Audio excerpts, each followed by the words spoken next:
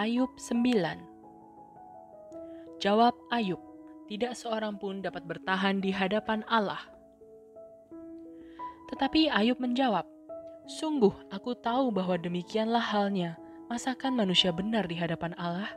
Jikalau ia ingin berperkara dengan Allah, 1 dari 1000 kali ia tidak dapat membantahnya. Allah itu bijak dan kuat. Siapakah dapat berkeras melawan dia dan tetap selamat?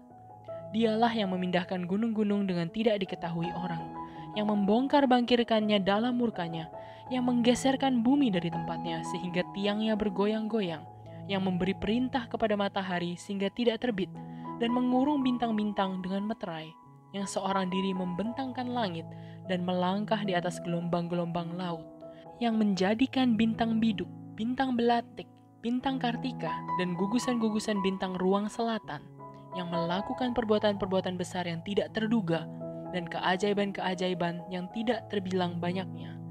Apabila ia melewati aku tidak melihatnya. Dan bila ia lalu, aku tidak mengetahui. Apabila ia merampas, siapa akan menghalanginya? Siapa akan menegurnya? Apa yang kau lakukan? Allah tidak menahani murkanya. Di bawah kuasanya, para pembantu Rahab membungkuk. Lebih-lebih aku. Bagaimana aku dapat membantah dia? Memilih kata-kataku di hadapan dia? Walaupun aku benar, aku tidak mungkin membantah dia. Malah aku harus memohon belas kasihan kepada yang mendakwa aku. Bila aku berseru, ia menjawab. Aku tidak dapat percaya bahwa ia sudi mendengarkan suaraku. Dialah yang meremukkan aku dalam angin ribut, yang memperbanyak lukaku dengan tidak semena-mena, yang tidak membiarkan aku bernafas, tetapi mengenyangkan aku dengan kepahitan. Jika mengenai kekuatan tenaga, dialah yang mempunyai. Jika mengenai keadilan, siapa dapat menggugat dia? Sekalipun aku benar, mulutku sendiri akan menyatakan aku tidak benar. Sekalipun aku tidak bersalah, ia akan menyatakan aku bersalah. Aku tidak bersalah. Aku tidak pedulikan diriku. Aku tidak hiraukan hidupku. Semuanya itu sama saja. Itulah sebabnya aku berkata, yang tidak bersalah dan yang bersalah kedua-duanya dibinasakannya. Bila cemetinya membunuh dengan tiba-tiba, ia mengolok-ngolok keputusasaan orang yang tidak bersalah. Bumi telah diserahkan ke dalam tangan orang fasik, dan mata para hakimnya telah ditutupnya. Kalau bukan oleh dia, oleh siapa lagi? Hari-hariku berlalu lebih cepat daripada seorang pelari, lenyap tanpa melihat bahagia. Meluncur lewat laksana perahu dari pandan, seperti Raja Wali yang menyambar mangsanya. Bila aku berpikir, aku hendak melupakan keluh kesahku, mengubah air mukaku dan bergembira. Maka takutlah aku kepada segala kesusahanku. Aku tahu bahwa engkau tidak akan menganggap aku tidak bersalah. Aku dinyatakan bersalah. Apa gunanya aku menyusahkan diri dengan sia-sia? Walaupun aku membasuh diriku dengan salju dan mencuci tanganku dengan sabun, namun engkau akan membenamkan aku dalam lumpur, sehingga pakaianku merasa jijik terhadap aku. Karena dia bukan manusia seperti aku, sehingga aku dapat menjawabnya, mari bersama-sama menghadap pengadilan. Tidak ada wasit di antara kami yang dapat memegang kami berdua. Biarlah ia menyingkirkan pentungnya daripadaku, jangan aku ditimpa kegentaran terhadap dia. Maka aku akan berbicara tanpa rasa takut terhadap dia, karena aku tidak menyadari kesalahanku.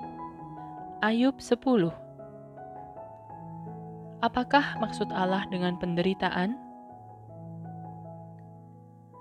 Aku telah bosan hidup. Aku hendak melampiaskan keluhanku. Aku hendak berbicara dalam kepahitan jiwaku. Aku akan berkata kepada Allah, jangan mempersalahkan aku. Beritahukanlah aku, mengapa engkau berperkara dengan aku.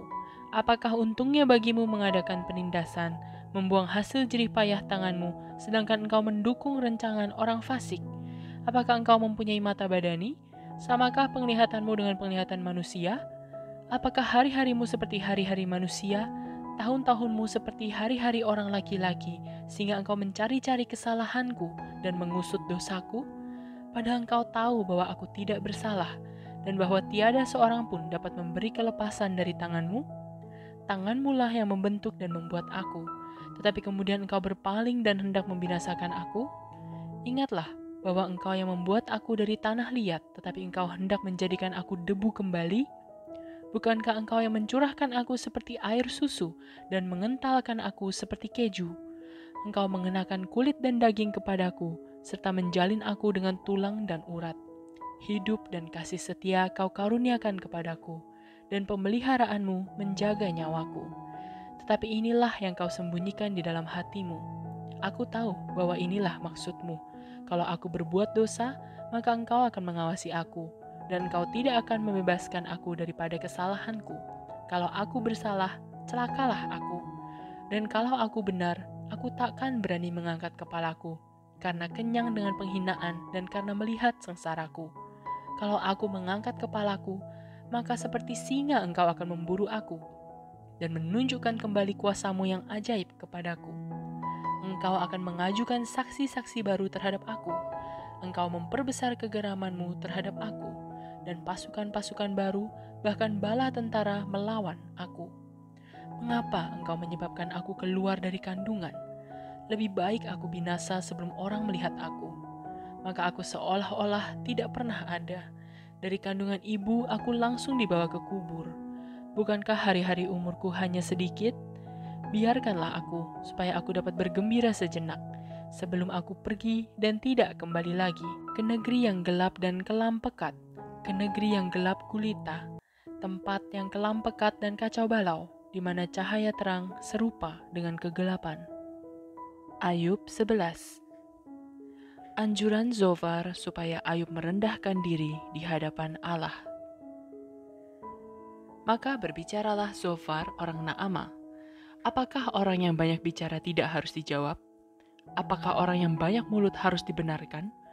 Apakah orang harus diam terhadap bualmu? Dan kalau engkau mengolok-olok, apakah tidak ada yang mempermalukan engkau? Katamu, pengajaranku murni dan aku bersih di matamu. Tetapi mudah-mudahan Allah sendiri berfirman dan membuka mulutnya terhadap engkau, dan memberitakan kepadamu rahasia hikmat, karena itu ajaib bagi pengertian. Maka engkau akan mengetahui bahwa Allah tidak memperhitungkan bagimu sebagian daripada kesalahanmu. Dapatkah engkau memahami hakikat Allah, menyelami batas-batas kekuasaan yang maha kuasa? Tingginya seperti langit, apa yang dapat kau lakukan? Dalamnya melebihi dunia orang mati, apa yang dapat kau ketahui? Lebih panjang daripada bumi ukurannya, dan lebih luas daripada samudra. Apabila ia lewat melakukan penangkapan dan mengadakan pengadilan, siapa dapat menghalanginya? Karena ia mengenal penipu dan melihat kejahatan tanpa mengamat-ngamatinya. Jikalau orang dungu dapat mengerti, maka anak keledai liar pun dapat lahir sebagai manusia. Jikalau engkau ini menyediakan hatimu dan menadahkan tanganmu kepadanya, jikalau engkau menjauhkan kejahatan dalam tanganmu, dan tidak membiarkan kecurangan ada dalam kemahmu, maka sesungguhnya engkau dapat mengangkat mukamu tanpa celah, dan engkau akan berdiri teguh dan tidak akan takut. Bahkan engkau akan melupakan kesusahanmu, hanya teringat kepadanya seperti kepada air yang telah mengalir lalu. Kehidupanmu akan menjadi lebih cemerlang daripada siang hari, kegelapan akan menjadi terang seperti pagi hari. Engkau akan merasa aman sebab ada harapan, dan sesudah memeriksa kiri kanan, engkau akan pergi tidur dengan tentram. Engkau akan berbaring tidur dengan tidak diganggu, dan banyak orang akan mengambil muka kepadamu. Tetapi mata orang fasik akan menjadi rabun, mereka tidak dapat melarikan diri lagi. Yang masih diharapkan mereka hanyalah menghembuskan nafas. Ayub 12. Ayub mengakui kekuasaan dan hikmat Allah. Tetapi Ayub menjawab, "Memang kamulah orang-orang itu, dan bersama-sama kamu hikmat akan mati. Aku pun mempunyai pengertian sama seperti kamu. Aku tidak kalah dengan kamu. Siapa tidak tahu hal-hal serupa itu? Aku menjadi tertawaan sesamaku. Aku yang mendapat jawaban dari Allah bila aku berseru kepadanya. Orang yang benar dan saleh menjadi tertawaan. Penghinaan bagi orang yang celaka. Demikianlah pendapat orang yang hidup aman. Suatu pukulan bagi orang yang tergelincir kakinya. Tetapi amanlah kemah para perusak, dan tentramlah mereka yang membangkitkan murka Allah, mereka yang hendak membawa Allah dalam tangannya. Tetapi bertanyalah kepada binatang, maka engkau akan diberinya pengajaran. Kepada burung di udara, maka engkau akan diberinya keterangan. Atau bertuturlah kepada bumi, maka engkau akan diberinya pengajaran.